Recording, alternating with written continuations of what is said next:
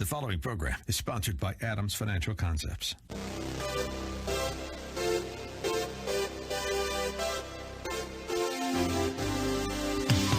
Welcome to About Money, a different approach to investing you won't hear anywhere else. Your host, Mike Adams, is a registered investment advisor and works with investment portfolios exceeding over $100,000 in net worth and has a proven track record of managing long-term investments, surpassing the markets in the long term. The information shared on the following program is for educational purposes only, and any investment advice given may not be suitable for all investors. And now, here's Mike.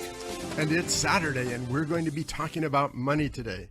So the other day on a Saturday after my program, I actually tuned to a different station. That's probably terrible to say, but I tuned to a different station to listen to some music.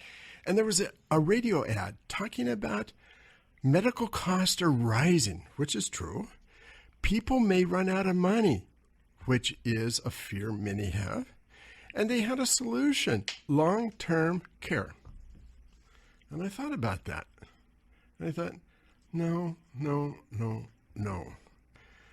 Now, long-term care, there's no such thing as a free lunch, but many attend a seminar because a lot of times long-term care is sold through seminars, a free seminar, they say.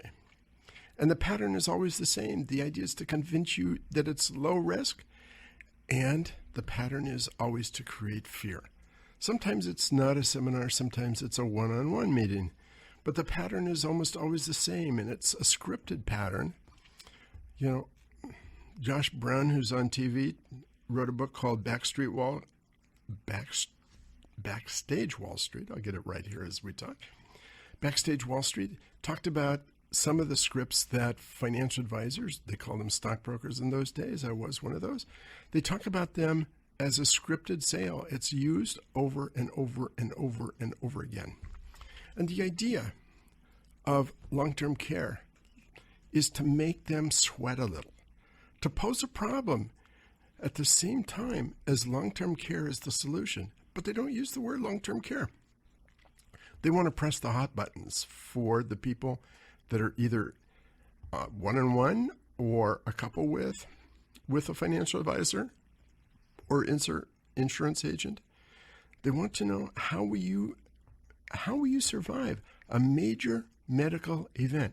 I mean, major medical costs are rising, and the largest number of bankruptcies a few years ago was coming from major medical events.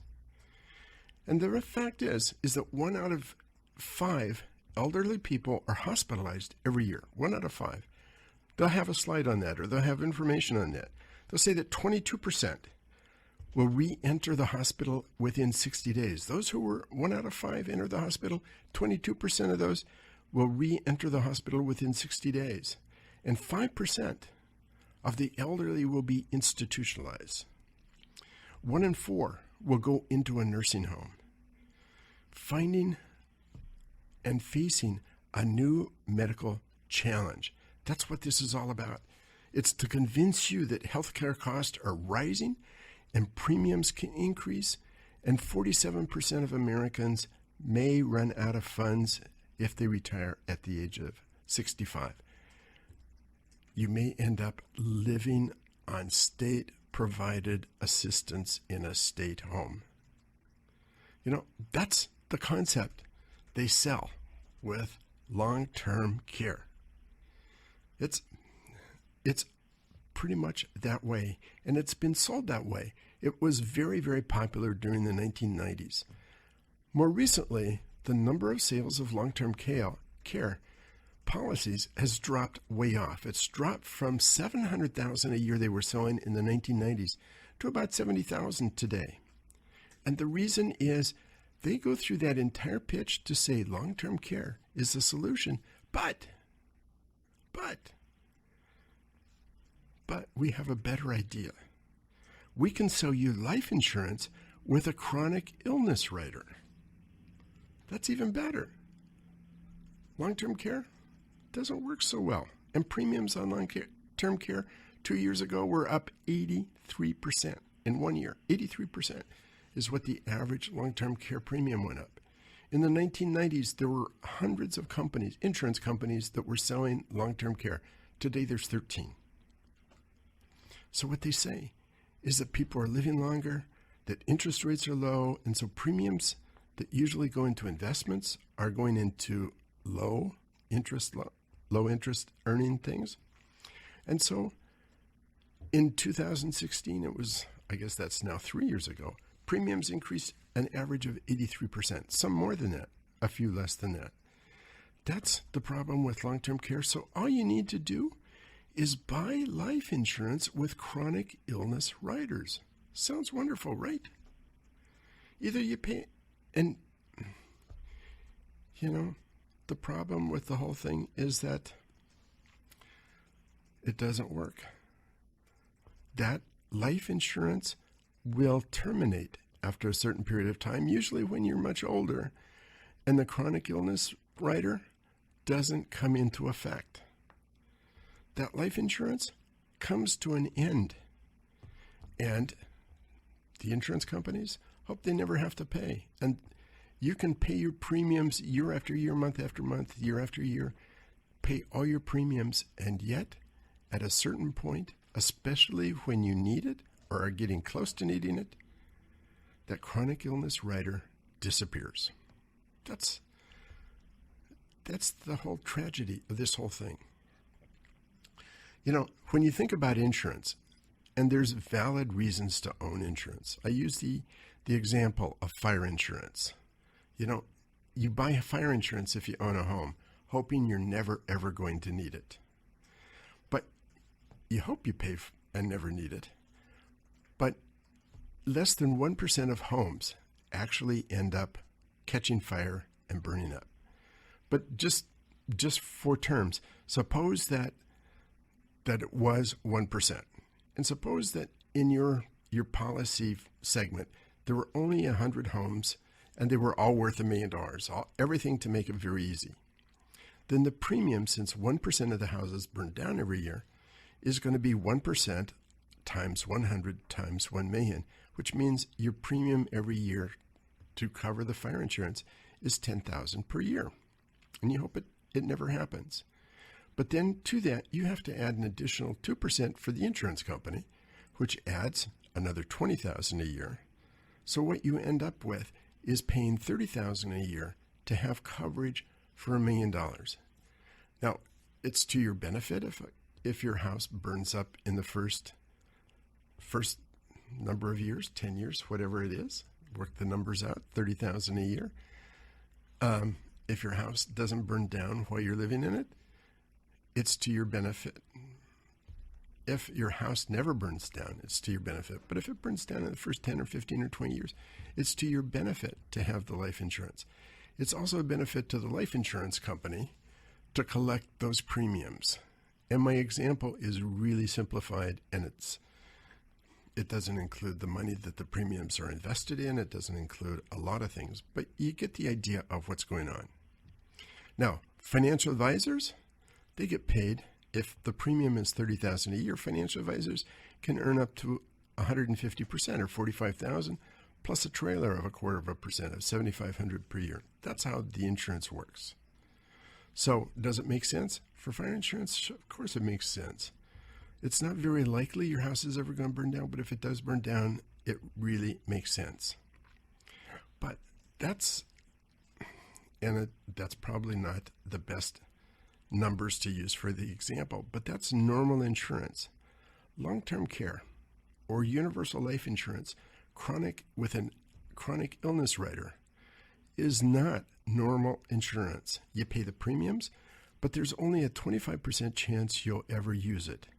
And the insurance companies get the premium, they get to invest it, and with a chronic illness rider, the policy is designed to lapse even if you pay all the premiums. Like the term.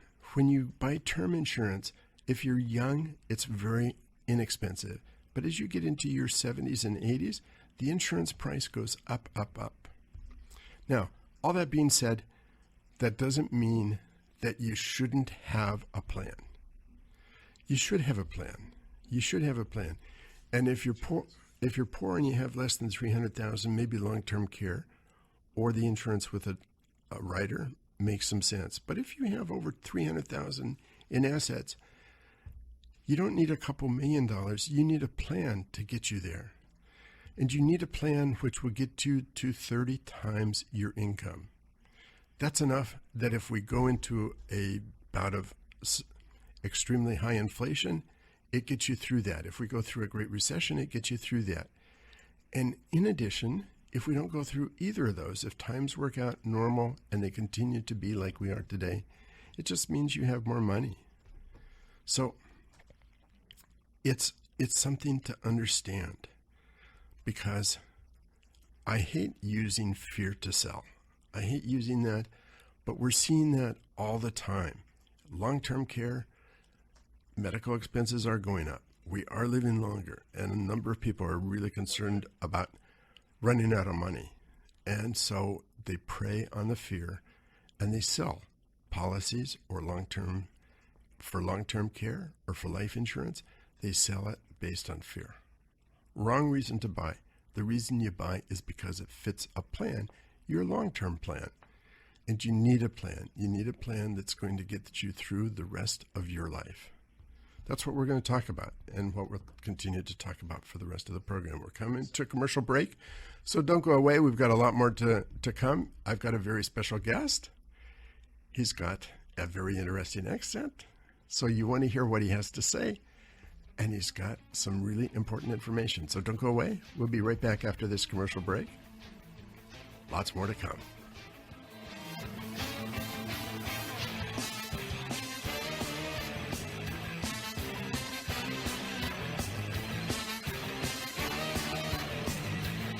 More about money coming up with Mike Adams on AM 1590, The Answer. For more information, click on adamsfinancialconcepts.com. About Money continues. Remember the website, adamsfinancialconcepts.com. Here's Mike. Okay, so I'm back again.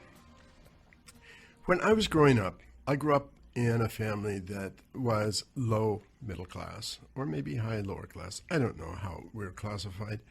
When you're a child, you don't really understand where you stand. You understand that there may be some richer kids.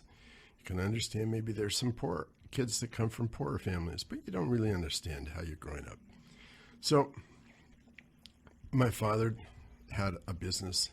He picked up the garbage around a couple towns and had a garbage truck, took care of that. My mother worked at a bank as a teller, and then eventually became a loan officer or a secretary. Anyway, but we didn't have a lot of money, and so to supplement income, my father started raising turkeys. Now, we had a fairly large size lot compared to everybody else. I mean, maybe it's 2 city lots today. And so there was enough room to have a garden. There was enough room to have a shed and a fence. And he was growing turkeys. I hated turkeys. They were mean, and they were, I hated to, and sometimes I had to feed the turkeys and they would attack me. They knew that I was scared of them. But anyway, we raised turkeys. Now those turkeys had it really good. They had a very nice life. They were fed a lot. They had a shed that protected them from the weather. They had a comfortable place to sleep. They had plenty of food. They had water. They had a really nice life. They were from chicks to full grown. They were provided for until November. And in November, life suddenly changed for those turkeys. Now, I use that as an illustration to say, over the past few weeks, I've seen several potential clients who were living well, and they had adequate net worth to continue to live like they're living today. But in the event of a great recession, or even worse, a great inflation, like the turkey, life can make a dramatic change. Not as much a change as those turkeys, but a dramatic change. If you look at the Great Recession, we had a market that dropped 37%, and in fact, it recovered. For my clients, they weren't down 37%. They were down some in 2007. They were down more in 2008, but by 2010, they were seeing new highs. But it dropped, and then it recovered. It was a scary time. It was a white knuckle time when you held onto the chair with your weight and your knuckles turned white. You were holding so tight. But the stocks recovered in a great inflation area like we had in the 60s and 70s. Between 1961 and 1982, the dollar lost 70% of its purchasing power. What you could buy for $100 in 1961 cost $350 in 1982. So even though the stocks recovered from 1966, the market hit 1,000, it bounced down and up and down and back around that 1,000 mark. It went down from 1966, it went down 20%, then it recovered to 1,100, went down 30%, then recovered to 1,100, then went down 40%, then recovered, then went down 30%, then it went down 20%, and finally recovered. By 1982, it had recovered 16 years, and the value of the market was the same in 1982 as it was in 1966.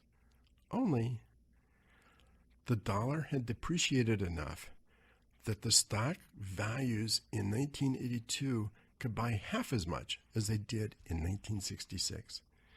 It would take a number of additional years to recover. So as people are talking and living at a comfortable time now, what happens if you have a great inflationary time, and I believe that the chances are probably 85%. That's where we're headed, and I've talked about that a number of times on this program. I've been talking about it for 5 or 6 years. If we hit into one of those periods of time, by the time you realize you're in that inflationary period, it's almost too late to really react. Inflation started in the 1960s. By the mid-1960s, inflation was well underway, and by 1968, inflation was 6%. Now, we all remember that in 1972, OPEC raised oil prices 15%, and suddenly everybody realized we're in inflation. But by that time, the economy was in a recession. We had inflation. We had stagflation.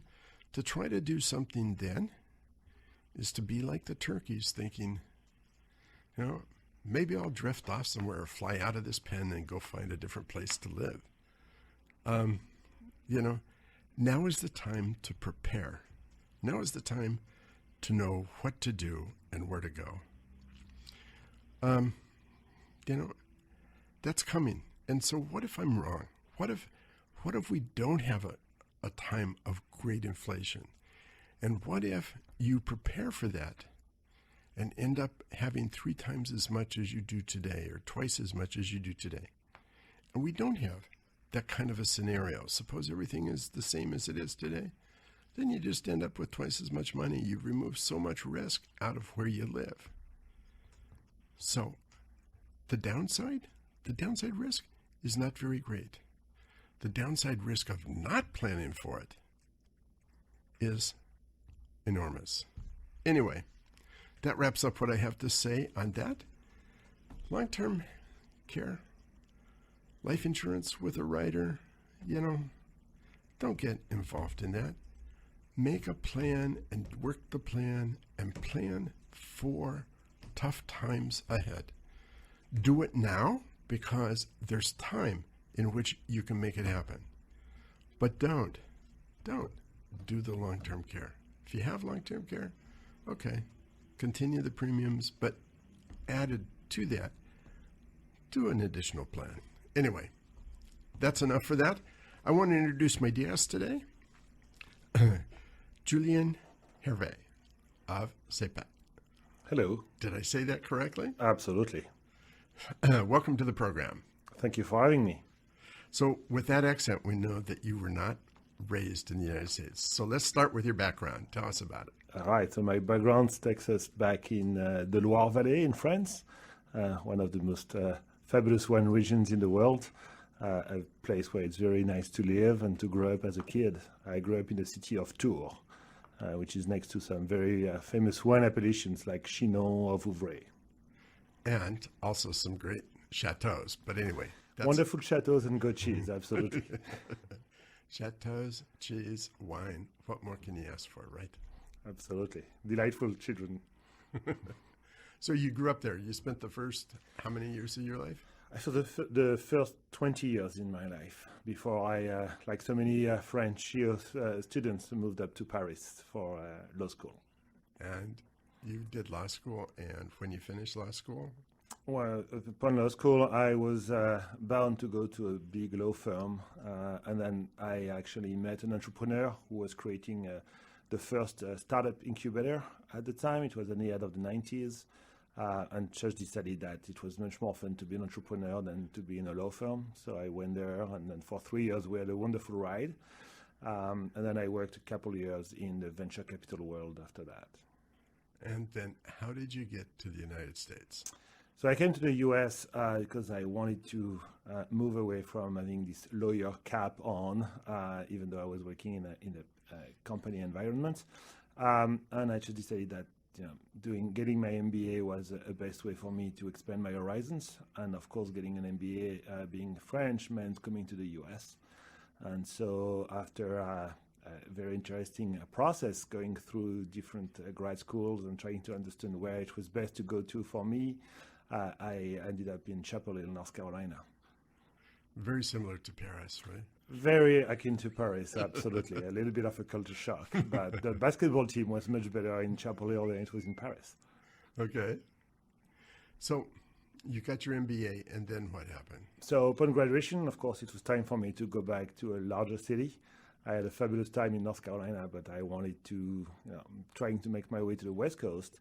And I ended up getting a job at a company called Ubisoft, which is a video game publisher in San Francisco, where I spent a couple of years there. And then in 2007, well-established company in the Pacific Northwest, Microsoft, called me and offered me to try and see whether there was some interesting stuff to do at Microsoft and Xbox. And I moved here in November 2007. So you've been here for 12 years. Close to 12 years, absolutely. So as we get to what you're doing now, yeah, it's a very interesting background you've got. Thank you. And having nothing to do with what you're doing now. So that's... A little bit. I was drinking wine all along. So let's start talking about your hobby. Yeah. So as I was living in Seattle, and I guess as I also got kids in the process, I was still looking for wine that I could not find in this market. Especially coming from the Loire Valley, I was looking for a dry white wine, Chenin Blanc being the grape or the varietal. And I just realized that the only way for me to be able to get the wines that so many artisan winemakers are making in France and in other parts of the world was just to bring it myself. The market, the wine market in the US and overall the alcohol market in the US is very structured with a few large companies, and it was very hard for small winemakers to come through. So I had to do it myself. And you did it yourself. That's how we started, and then we keep on growing now, yes.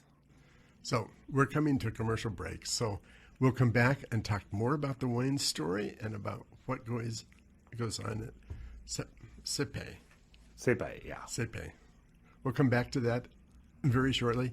If you haven't heard some of the other programs, I had a program that I talked about, The Money Show. That was a couple weeks ago. You can log on. You can find that on YouTube. You can find the programs that I've talked about. How will this bull market end? Those are on YouTube. You can look and find that.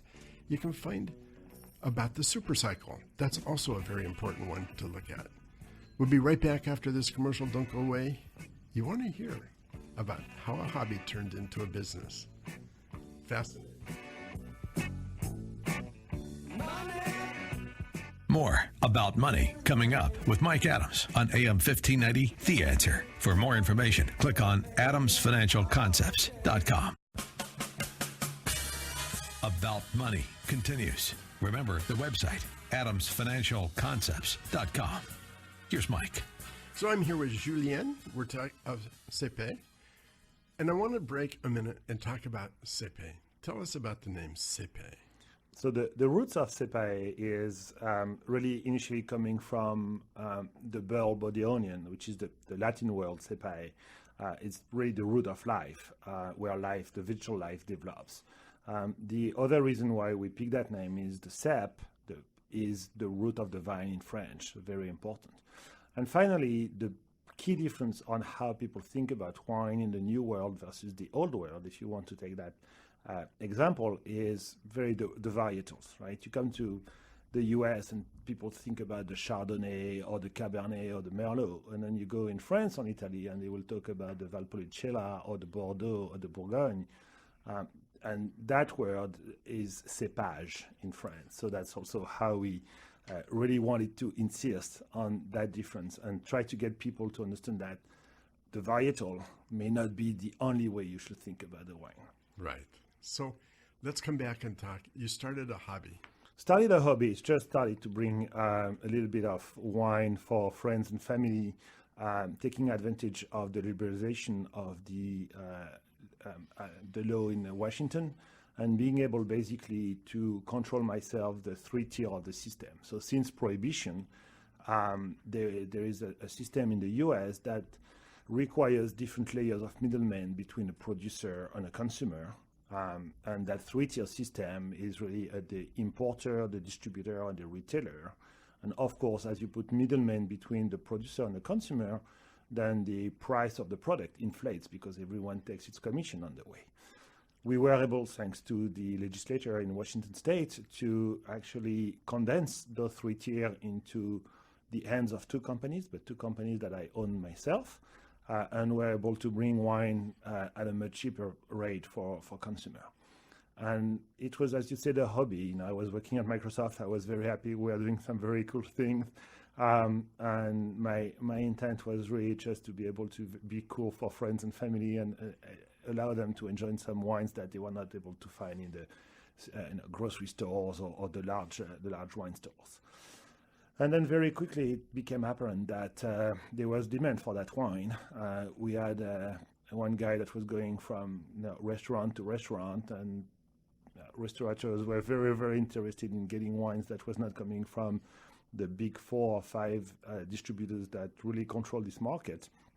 And then a lot of individuals were just keen on trying to find the same wines that they had when they were in Paris or in Marseille or in Bordeaux, and just sitting at the terrace of a coffee and get an artisan winemaker wine for a few euros and really enjoy it. So it turned out that there was a demand. As a business guy, I figured that my Microsoft salary was awesome, but it may be great to be an entrepreneur again. And then I just started to really create that story and try to bring to people in Washington State wines that you would not find otherwise. Wines coming from very small winemakers that most of the time, they sell in the village, they sell maybe in Paris, but they never go across a border. So, CEPE, let's talk about CEPE, because that's... So CEPE is all about discovery. I sometimes call it a playground for wine. What we want you to experience when you come to CEPE is just sit down and explore, taste. We have 120 wines available by the glass and by the taste, so half a ounce. And it's really for you to just explore. There's nothing right or wrong. If you don't like a wine, it's normal. If you like a wine, it's normal. We all have different palates. We all have different tastes. What we don't want you to settle for is just taking a Chardonnay from California because that's just the only thing you drink. Or if you come in, and that's my favorite scenario, if you come in and say, oh, I don't like Merlot, my mission is going to make sure that I find a Merlot you like. That Merlot may come from northern Italy, that Merlot may come from Sonoma, that Merlot may come from France. But at the end of the day, it's not because you don't like Merlot that there's not one Merlot in the world that you would not enjoy. So CEPE is actually a tasting room. It's a tasting room. And the way we build that experience is really to try for you to enjoy savors and flavors all day long. So we open actually in the morning with more of a French bakery traditional experience where you can find the best croissants and the best cafe in town. And then as the day goes, we will challenge your palate. And whenever you want, you can start also adding wine to this experience. So in the morning, we'll most likely get you to enjoy some Mariage Frère tea, which is arguably one of the best tea in the world, or some very good coffee from our local roaster partner. But as the day goes, we will try to pair what you eat with what you drink. And that's where the fun really starts. And then, if you come for happy hour, if you come for the evening, we've got charcuterie and cheese and a duck burger. If you haven't tried the duck burger, that's a very, very great experience. And then with the duck burger, we're going to give you 3 to 5 different wines to pair with. And then there will one that you will really enjoy. It will be a different wine that your next door at the table neighbor is going to enjoy, just because your palate has sensitivity and sensibility that people do not have. And I think, I do collect wines, and I do know a little bit about wines, and everyone has an individual preference, an individual flavor, and what I like, you may not like. Absolutely. And what I prefer, you may not prefer. I maybe say this is okay. You say it's wonderful. Yeah. That's all okay. My only criteria when I select a wine for CEPA is not whether I like it or not. Is whether it's representative of the terroir, whether it's a winemaker that has a story, whether it's someone that has been working the land. Most of them have been working the land for generations and generations. Our Alsace producer, his family has been doing that since 1630. I mean, they've had a few years to go around Riesling and Gewürztraminer and Pinot Gris. And that's really what's important, is making sure that the wine represents where it comes from. And then after that, you just learn whether you like it or not. And that's all good. And I think that's a really good example, Alsatian, from the Moselle Valley compared to a Riesling in California or Washington. Absolutely. I mean, you think you're tasting two different grapes, practically. The difference is so huge. And that's where, you will hear me saying that a lot when you come to CEPA is, I want you to move away from thinking varietals. I really want you to think about terroir. I really want you to think about where this wine comes from. I really want to think about what's the philosophy of the winemaker. You're right, like a Riesling in Columbia Valley is very different than a Riesling from Moselle or Riesling from Alsace. And all of them are wonderful products. They just represent very different stories, and you're just here to explore and make sure you discover what works best for you. And what works best with different foods. Absolutely. Pairing is very important. Eating and drinking is something that's part of the French culture, or Italian or European, more than it is in the US. One of the things that surprised me when I arrived to North Carolina was the concept of porch pounder, right? Getting those wines that have no taste and no flavor, and you could just drink them on the porch by 95 degrees and 100% humidity.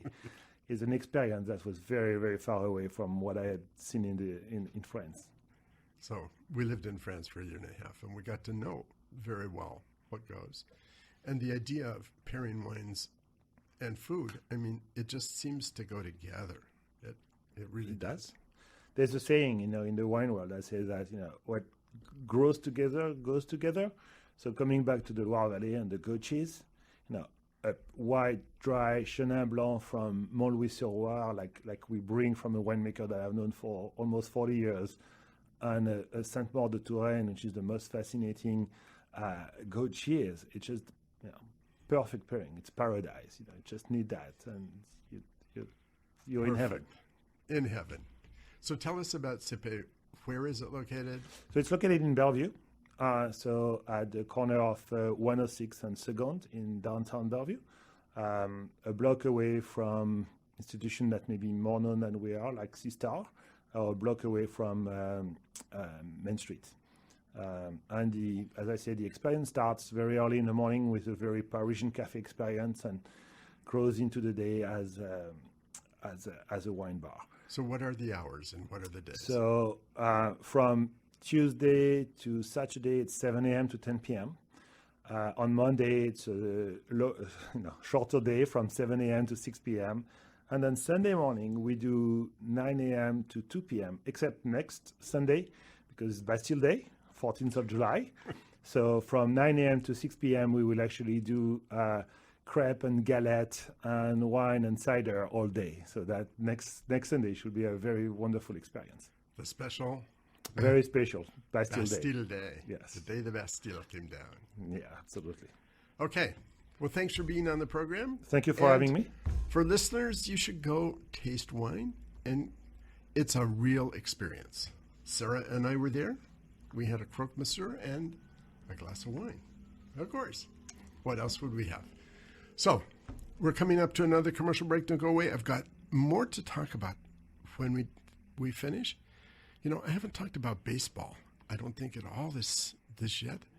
And there's a great analogies between investments or the stock market and baseball. I'm going to tell you about that right after the commercial break. And we are coming to the commercial break. Don't go away. We've actually got a whole minute before we hit commercial break. I got started a little bit early on this, I thought.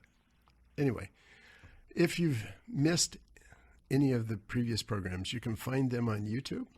There's programs on how this secular bull market will end.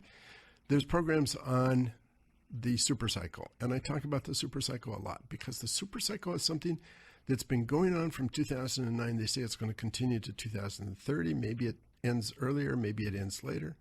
But that gives us time to prepare for what comes afterwards. But you can't wait until 2028 to decide to prepare for bad times. Anyway, we're coming to the commercial break. Don't go away. We are going to actually be at commercial break just right now. I'll be right back after this break.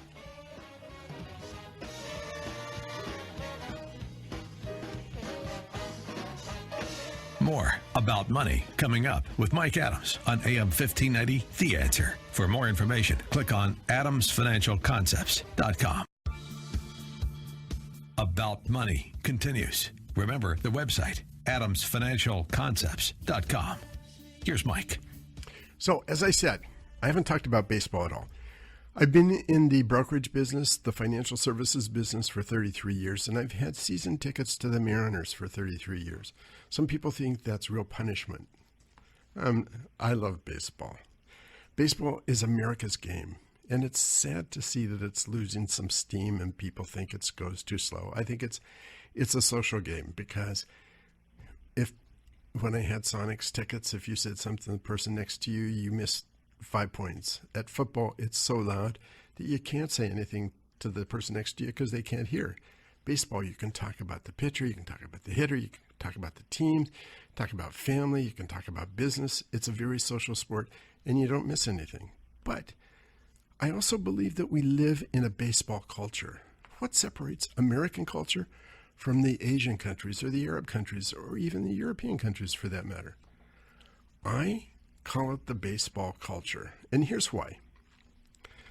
You know, the very best hitters in baseball fail 2/3 of the time. And the very worst hitters in baseball succeed 20% of the time. The best players hit .333 and they get paid a huge amount of money even though they fail 2/3 of the time. And the worst players succeed almost as well as the best. But what separates them is hitting 20% versus 33%, and that's not much of a difference. If you look at American entrepreneurs, there's one thing that's in common with almost each and every one, and that's failure. It's hard to find a very wealthy person who's built their wealth who has not failed at least once or twice or 3 times. There's a new phrase that's happened in the last 5 or 10 years, the idea of fail forward, because people feel the probability of starting a business and failing is pretty high. So if you fail, you get up, you move on. You know, America has the most lenient bankruptcy rules, and America attracts the risk takers. The reward comes for the risk takers. You know, there's another aspect of baseball that I think applies to the investment game, and that's if you look at modern baseball since 1903 to the current day, in modern baseball times, there were 7 players who hit over 400. Over 40% of the time, they were successful in stepping to the plate and hitting the ball, getting a hit. Those 7 players did it 12 times in total. Ted Williams, the most, Stan the Man Musial, the others. From 1903, if you look at the numbers from 1903 to the 1950s, the average hitter, if you take everybody all together, the average was between 250 and 260. You know, you had a number that were above that, a number that were below that. You had 7 who hit 400. Since 1950, not a single player has hit over 400. Not a single one. You know that the average of the players since 1950, the average of all the players, if you group them all together and take the average, is between 250 and 260. Nothing has really changed if you look at the total picture. But between 1903 and 1950, you had 7 players who hit at least 12 times over 400. So what's changed is that the standard deviation has dropped from 40.6 in 1921 to 26 in 2003, the last numbers that I saw. 5 standard deviation event is huge. 1 standard deviation means 68% of the time all the averages will fall within that 1 standard deviation. 2 standard deviations, 95% of all averages will fall in. 3 standard deviations, 99%. 5 standard deviation means there's 1 chance in 3.5 million. That's the odds of this happening. So something has indeed happened. I can remember when Mike Moore was drafted number 1 by the Mariners, and he was drafted number 1 in 1982. And shortly after that, 1983, 1985, something like that, there was a whole 1-page article on Mike Moore because he threw 95 miles an hour. 95 miles an hour. Today, there's multiple pitchers that hit 100 miles per hour on their pitches. And the same thing is happening in the investment world. In 2013, Credit Suisse had a report done by Mahbazin and Delahan. They said that looked at the alpha and the paradox of skill. That was the paper they wrote. And that they said the standard deviation since 1967 has shrunk from 16% to 6% for money managers. The standard deviation, there used to be some that did much better. Eugene Fama and Ken French, who won the Nobel Prize. Fama won the Nobel Prize, or shared the Nobel Prize in 2013, wrote a paper called Luck and Skill in Cross-Section of Mutual Fund Returns. And they found only 1 to 2% of money managers had a significantly increase over and above their benchmark. Only 7% of mutual fund managers actually earned their fees. So if you looked at their returns, added in their fees, that they just equaled the benchmark. But only 1 or 2 were producing 1 to 2% beyond that. Nubis Pastor, Robert Stambaugh, and Lucian Taylor wrote a paper called Scale and Skill in Active Management. Came out in 2013. And they said the rise in skill is not due to an increase in the number of firms or the types of firms. New managers tended to be more skilled than existing, and the younger tended to outperform the older. There's some disagreement with that, but the skill was increasing across the board, and the competition was increasing across the board. You found in the investment world, people like Buffett was like Ted Williams. Buffett did 30% early on, and he's not really today in the stock market. Or he's in the stock market, but in a very different way in buying complete firms. And you don't see the long term. Some say part of the issue is the advent of modern portfolio theory. And the modern portfolio theory would work if it's stable, but the market is changing and dynamic. But there are so many money managers that subscribe to modern portfolio theory that they don't really understand what to do for a stock market or a market of stocks. Coming back to baseball, a 200 hitter, a 250 hitter is not the same as a 350 hitter. It's not because the 350 hitters taking greater risk or less risk. Skill has something to do with it. And, the fact is, I had a listener who came to see me this week, and his comment is, I don't talk much about my track record. And I don't want this to be an infomercial, but I am one of the 2% or 3% maybe 1% of managers that's done significantly over the market. In the last 10 years, I've produced 14.5% versus the market 12.5%, and that's net of all fees. When quarter two is done, I think my numbers will be even better. And Morningstar computes all my numbers. I don't compute. You know, what that means is 100,000 turned into 475,000 net of all fees. Standard & Poor's during that same 10 years, 438,000, and the index fund, only 353,000. An index fund, 120,000 less than my average client did. Like baseball, you know, it's not just an amount of taking more risk that gets you to 350. It's not just a money manager taking more risk that gets you to superior returns. It's skill in both cases. Anyway, that wraps up today. I hope you have a very good weekend. Go to Sepe and try some of the wines. Taste 5 or 6 wines with some of the food. Understand what you like. It's well worth the experience. And I will be back next Saturday to talk about money.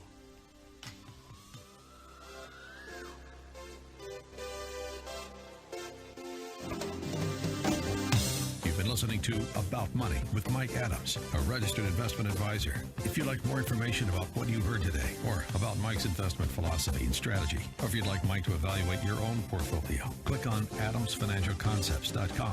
That's adamsfinancialconcepts.com. The information shared in the preceding program was for educational purposes only, and any investment advice given may not be suitable for all investors. Join us again next Saturday at noon for more About Money with Mike Adams, here on AM 1590. The Answer. The preceding program was sponsored by Adams Financial